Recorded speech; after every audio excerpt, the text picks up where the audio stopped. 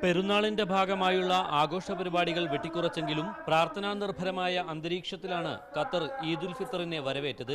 കയ്യിൽ മൈലാഞ്ചി അണിഞ്ഞ് ഈദ്ഗാഹുകളിലെത്തിയ കുട്ടികളുടെ ആഘോഷത്തിന് കുറവുണ്ടായില്ല.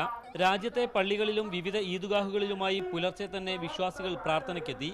പുലർച്ചെ 5:15 ഖത്തറിൽ പെരുന്നാൾ നമസ്കാരം.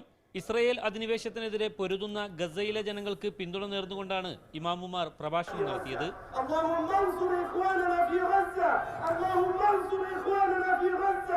പ്രമുഖ ഈദ്ഗാഹുകളിൽ പെരുന്നാൾ ഖുതുബയുടെ മലയാള പരിഭാഷയും നടന്നു. ഡോക്ടർ ഹുസൈൻ മടവൂർ, KT അബ്ദുറഹ്മാൻ തുടങ്ങിയവരാണ് പരിഭാഷകരായി എത്തിയത്. ദോഹ അൽ അറബി സ്പോർട്സ് ക്ലബ്ബിൽ നടന്ന ഈദ്ഗാഹ് മലയാളികളുടെ ഒത്തുചേരൽ വേദിയായി മാറി. ഗസയ്ക്ക് ഐക്യദാർഢ്യം നേരുന്ന ടീഷർട്ടുകൾ അണിഞ്ഞാണ് യുവാക്കൾ ഈദ്ഗാഹുകളിലെത്തിയത്.